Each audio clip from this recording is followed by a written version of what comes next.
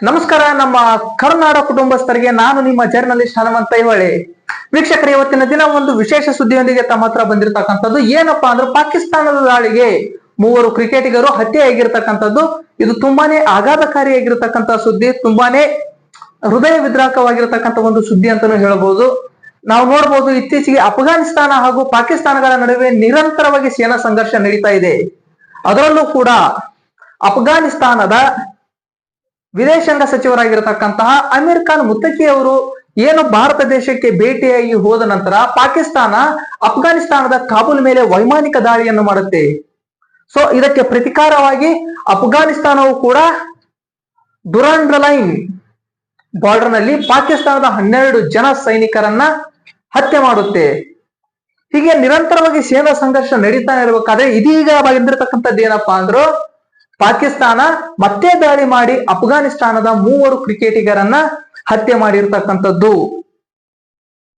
ಹಾಗಾದ್ರೆ ಕ್ರಿಕೆಟಿಗರು ಯಾವ ರೀತಿಯಾಗಿ ಅಲ್ಲಿ ಸಿಕ್ಕಾಕ್ಲಿಕ್ಕೆ ಕಾರಣ ಆಯ್ತು ಅಂತಕ್ಕಂಥದ್ದನ್ನ ನಾವು ನೋಡಿದಾಗ, ಇದು ಸೌಹಾರ್ದಯುತವಾಗಿರ್ತಕ್ಕಂಥ ಒಂದು ಪಂದ್ಯವನ್ನ ಆಡ್ಲಿಕ್ಕೆ ಹೋಗಿದ್ರಂತ. ಸೌಹಾರ್ದ ಪಂದ್ಯವನ್ನ ಆಡ್ಲಿಕ್ಕೆ ಪಾಕಿಸ್ತಾನದ ಜೊತೆ ಸ್ನೇಹ, ಪ್ರೀತಿ, ಸೌಹಾರ್ದ, ಬಾಂಧವ್ಯ ಅಂತ ಇಟ್ಕೊಂಡ್ರೆ ಇದೇ ಆಗೋದು. ನಾವು ನೋಡಬಹುದು ಇಲ್ಲಿ ಸೌಹಾರ್ದ ಪಂದ್ಯವನ್ನ ಆಡ್ಲಿಕ್ಕೆ ಹೋಗಿರ್ತಕ್ಕಂತಹ ಅಫ್ಘಾನಿಸ್ತಾನದ ಕ್ರಿಕೆಟಿಗರ ಮೇಲೆ ದಾಳಿ ಕೂಡ ಆಗಿರ್ತಕ್ಕಂಥದ್ದು. ಅಲ್ಲಿ 3 ಜನ ಸತ್ತಿರ್ತಕ್ಕಂಥದ್ದು, ಇನ್ನು ಉಳಿದಿರ್ತಕ್ಕಂಥ ಕೆಲವು ಕ್ರಿಕೆಟಿಗರಿಗೆ ಗಾಯಗಳಾಗಿರ್ತಕ್ಕಂಥವು. ಅವು ಏನಪ್ಪಾ ಅಂದ್ರು, ಅವರು ಅಫ್ಘಾನಿಸ್ತಾನದ ದೇಶೀಯ ಕ್ರಿಕೆಟ್ ಪಟುಗಳು ಅವರಾಗಿದ್ರು. ಹಾಗಾದ್ರೆ ಅವ್ರ ಹೆಸರು ಏನು ತಿಳ್ಕೊಳ್ಳೋಣ ಬನ್ನಿ. ಏನು ಸೌಹಾರ್ದ ಪಂದ್ಯವನ್ನ ಆಡ್ಲಿಕ್ಕೆ ಹೋಗಿರ್ತಕ್ಕಂತಹ ಆ ಕ್ರಿಕೆಟಿಗರು ಮೊದಲು ಏನ್ ಮಾಡ್ತಾರಪ್ಪ ಅಂದ್ರೆ, ಪಾಕಿಸ್ತಾನದ ಗಡಿಯಲ್ಲಿ ಇರ್ತಕ್ಕಂತಹ ಪೂರ್ವ ಪಕ್ತಿಕಾ ಪ್ರಾಂತ್ಯದ ಉರ್ಗುನ್ನಿಂದ ಶರಾನಾಗೆ ಪ್ರಯಾಣ ಮಾಡ್ತಾರ. ಈ ವೇಳೆ ಏನ್ ಮಾಡ್ತಾರಪ್ಪ ಅಂದ್ರೆ, ಅಲ್ಲಿ ಪಾಕಿಸ್ತಾನದ ದಾಳಿ ಆಗಿರ್ತಕ್ಕಂಥದ್ದು. ಅಲ್ಲಿ ತೀರ್ಕೊಂಡಿರ್ತಕ್ಕಂಥವ್ರ ಹೆಸರು ಬಂದ್ಬಿಟ್ಟು ಏನಪ್ಪಾ ಅಂದ್ರೆ, ಮೊದಲದವ್ರ ಹೆಸರು ಬಂದ್ಬಿಟ್ಟು ಕಬೀರ್ ಅಂತಕ್ಕಂಥ ಒಬ್ಬ ಕ್ರಿಕೆಟ್ ಪಟು ತೀರ್ಕೊಂಡಿರ್ತಕ್ಕಂಥದ್ದು, ಸಿಬ್ಜತ್ತುಲ್ಲಾ ಅಂತಕ್ಕಂಥವ್ರು ತೀರ್ಕೊಂಡಿರ್ತಕ್ಕಂಥದ್ದು, ಹಾಗೂ ಹಾರೂನ್ ಅಂತಕ್ಕಂತಹ ಕ್ರಿಕೆಟ್ ಪಟುಗಳು ತೀರ್ಕೊಂಡಿರ್ತಕ್ಕಂಥದ್ದು. ಆದ್ರೆ ಇನ್ನು ಉಳಿದಿರ್ತಕ್ಕಂತಹ ಕ್ರಿಕೆಟ್ ಆಟಗಾರರಿಗೆ ಗಂಭೀರ ಗಾಯಗಳಾಗಿರ್ತಕ್ಕಂಥದ್ದು ತಿಳಿದು ಬಂದಿರತಕ್ಕಂಥದ್ದು. ಸೊ ಈ ಒಂದು ಘಟನೆಯನ್ನ ಸಾಮಾಜಿಕ ಜಾಲತಾಣಗಳಲ್ಲಿ ಖಂಡಾತುಂಡವಾಗಿ ಸಾಕಷ್ಟು ಅಂತಾರಾಷ್ಟ್ರೀಯ ಕ್ರಿಕೆಟಿಗರು ಕೂಡ ಖಂಡಿಸಿರ್ತಕ್ಕಂಥದ್ದು. ಅಫ್ಘಾನಿಸ್ತಾನದ ಕ್ರಿಕೆಟ್ ಪಟುಗಳು ಕೂಡ ಇದನ್ನ ಖಂಡಿಸಿರ್ತಕ್ಕಂಥದ್ದು. ACB ಅಂದ್ರೆ ಅಫ್ಘಾನಿಸ್ತಾನ ಕ್ರಿಕೆಟ್ ಬೋರ್ಡ್ ಕೂಡ ಇದನ್ನ ಹೇಯ ಕೃತ್ಯ, ಇದೊಂದು ಹೇಡಿಯ ಕೃತ್ಯ ಅಂತಕ್ಕಂಥದ್ದನ್ನ ಹೇಳಿರ್ತಕ್ಕಂಥದ್ದು, ತುಂಬಾನೇ ಆಕ್ರೋಶ ವ್ಯಕ್ತಪಡಿಸಿರ್ತಕ್ಕಂಥದ್ದು. ಹಾಗಾದ್ರೆ ಈ ಒಂದು ಘಟನೆಗೆ ಸಂಬಂಧಪಟ್ಟಂತೆ ಏನು ಅಫ್ಘಾನಿಸ್ತಾನದ ಅಂತಾರಾಷ್ಟ್ರೀಯ ಆಟಗಾರರಾಗಿರ್ಬೋದು, ಕೆಲವೊಂದಿಷ್ಟು ಕ್ರೀಡಾ ಪಟುಗಳು ಆಗಿರ್ಬೋದು, ಏನ್ ಹೇಳ್ತಾರೆ ನೋಡೋಣ ಬನ್ನಿ. ಇದಕ್ಕೆ ಮೊದಲನೇದಾಗಿ ಅಫ್ಘಾನಿಸ್ತಾನ ಕ್ರಿಕೆಟ್ ಬೋರ್ಡ್ ಏನ್ ಹೇಳುತ್ತಪ್ಪ ಅಂದ್ರೆ, ಇದು ಅಫ್ಘಾನಿಸ್ತಾನ ಕ್ರೀಡಾ ಸಮುದಾಯ ಕ್ರಿಕೆಟ್ ಕುಟುಂಬಕ್ಕೆ ಆದಂತಹ ದೊಡ್ಡ ನಷ್ಟ. ACB ಅವರು ಹೇಳ್ತಕ್ಕಂಥದ್ದು, ಅಫ್ಘಾನಿಸ್ತಾನ ಕ್ರಿಕೆಟ್ ಬೋರ್ಡ್ ಅವರು ಮತ್ತೆ ಹೇಳ್ತಾರೆ, ದುಃಖಿತ ಕುಟುಂಬಗಳಿಗೆ ಸಂತಾಪ ಮತ್ತು ಅವರ ಜೊತೆ ನಾವಿದ್ದೇವೆ ಅಂತ ಹೇಳ್ತಾರ. ಈಗ ಒಂದು ಸಾರಿ ಜೀವ ಹೋದ್ಮೇಲೆ ಮತ್ತೆ ಬರ್ಲಿಕ್ಕೆ ಸಾಧ್ಯನೇ ಇಲ್ಲ. ಆ ಕುಟುಂಬಕ್ಕೆ ಆಗಿರತಕ್ಕಂಥ ನಷ್ಟವನ್ನ, ಆ ಒಂದು ಜೀವದ ನಷ್ಟವನ್ನ ತುಂಬಿಕೊಳ್ಳಿಕ್ಕೆ ಯಾರಿಂದನೂ ಕೂಡ ಸಾಧ್ಯ ಇಲ್ಲ. ಈಗ ಯಾರಿದ್ರೆ ಏನು ಬಂತು, ಈ ಹೋದ್ರೆ ಏನು ಬಂತು. ಸೊ ಹೋದಂತ ಜೀವ ವಾಪಸ್ ಬರಲ್ಲ.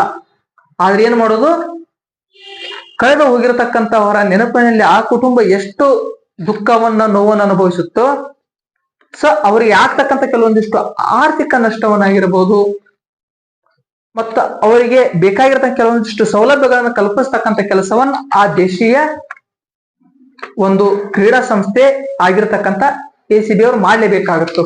ಇದು ಅನಿವಾರ್ಯ ಕೂಡ ಹೌದು. ಆ ನಂತರ ಅಫ್ಘಾನಿಸ್ತಾನದ ಅಂತಾರಾಷ್ಟ್ರೀಯ ಕ್ರಿಕೆಟ್ ಆಟಗಾರರಾಗಿರ್ತಕ್ಕಂತಹ ಫಜಲಕ್ ಫಾರೂಕಿ ಅವರು ಏನ್ ಮಾಡ್ತಾರಪ್ಪ ಅಂದ್ರೆ, ಫೇಸ್ಬುಕ್ ಒಳಗ ಒಂದು ಟ್ವೀಟ್ ಮಾಡ್ತಾರೆ. ಫೇಸ್ಬುಕ್ ಒಳಗೆ ಹಾಕ್ತಾರ. ಏನ್ ಹಾಕ್ತಾರಪ್ಪ ಅಂತಂದ್ರ, ಈ ದಬ್ಬಾಳಿಕೆಗಾರರು ಮುಗ್ಧ ನಾಗರಿಕರ ಮತ್ತು ನಮ್ಮ ದೇಶೀಯ ಕ್ರಿಕೆಟಿಗರ ಹತ್ಯೆ ಮಾಡಿದ್ದು ಘೋರ ಮತ್ತು ಕ್ಷಮಿಸಲಾರದಂತಹ ಅಪರಾಧ ಆಗಿದೆ ಅಂತಕ್ಕಂಥ ಒಂದು ಆಕ್ರೋಶವನ್ನ ಫೇಸ್ಬುಕ್ ನಲ್ಲಿ ವ್ಯಕ್ತಪಡಿಸ್ತಾರ ಅಫ್ಘಾನಿಸ್ತಾನದ ಅಂತಾರಾಷ್ಟ್ರೀಯ ಕ್ರಿಕೆಟ್ ಆಟಗಾರ ಆಗಿರತಕ್ಕಂತಹ ಫಜಲಕ್ ಫಾರೂಕಿ ಅವರು. ಮತ್ತೆ ಇದೇ ವಿಷಯಕ್ಕೆ ಸಂಬಂಧಪಟ್ಟಂತೆ ಮೊಹಮ್ಮದ್ ನಬಿ ಅಂತಕ್ಕಂಥ ಅಂತಾರಾಷ್ಟ್ರೀಯ ಆಟಗಾರ ಅವರು ಕೂಡ ಏನು ತಮ್ಮ ಸಾಮಾಜಿಕ ಜಾಲತಾಣಗಳಲ್ಲಿ ಹಾಕ್ತಾರ, ಈ ಘಟನೆ ಪಕ್ತಿಕಾಗೆ ಮಾತ್ರವಲ್ಲದೆ, ಪಕ್ತಿಕಾ ಅಂದ್ರ ಆ ಒಂದು ನಡೆದಿರ್ತಕ್ಕಂತಹ ಆ ಒಂದು ದುರ್ಘಟನೆ ನಡೆದಿರ್ತಕ್ಕಂತಹ ಸ್ಥಳ, ಅದೊಂದು ಊರು ಅನ್ನಬಹುದು.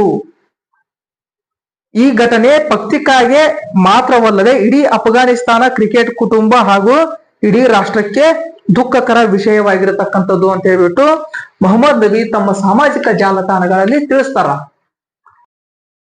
ಹಾಗಾದ್ರೆ ಉಭಯ ದೇಶಗಳ ನಡುವೆ ಕೇವಲ ಕ್ರಿಕೆಟ್ ಪಂದ್ಯಗಳು ಮಾತ್ರ ಅಲ್ಲ, ಇನ್ನು ಉಳಿದಿರತಕ್ಕಂಥ ಯಾವ ರೀತಿಯಾಗಿರ್ತಕ್ಕಂಥ ವ್ಯಾಪಾರ ಸಂಬಂಧಗಳಾಗಿರ್ಬೋದು, ಇನ್ನೂ ಅನೇಕ ರೀತಿಯ ಬಾಂಧವ್ಯ ಹದಗೆಡ್ತಕ್ಕಂಥ ಒಂದು ಸಾಧ್ಯತೆ ತುಂಬಾನೇ ಹೇರಳವಾಗಿರತಕ್ಕಂಥದ್ದು. ಇದಕ್ಕೆ ಸಂಬಂಧಪಟ್ಟಂತೆ ವಿಶ್ವಶಾಂತಿಗಾಗಿ ವಿಶ್ವಸಂಸ್ಥೆ ಯಾವ ರೀತಿಯಾಗಿ ಕ್ರಮ ವಹಿಸುತ್ತೆ, ಇನ್ನು ಉಳಿದಿರತಕ್ಕಂಥ ಕೆಲವೊಂದಿಷ್ಟು ರಾಷ್ಟ್ರಗಳು ವಿಶ್ವ ಮಟ್ಟದಲ್ಲಿ ಹೆಸರು ಮಾಡಿರ್ತಕ್ಕಂತಹ ಬಲಿಷ್ಠ ರಾಷ್ಟ್ರಗಳು ಅನ್ಸ್ಕೊಂಡಿರ್ತಕ್ಕಂಥವ್ರು ವಿಶ್ವಶಾಂತಿಯನ್ನ ಸ್ಥಾಪನೆ ಮಾಡ್ಬೇಕಾದ್ರೆ ತಮ್ಮನ್ನ ಯಾವ ರೀತಿಯಾಗಿ ಈ ಎರಡು ದೇಶಗಳಿಗೆ ಬುದ್ಧಿವಾದವನ್ನು ಹೇಳ್ತಾವ್ರೆ.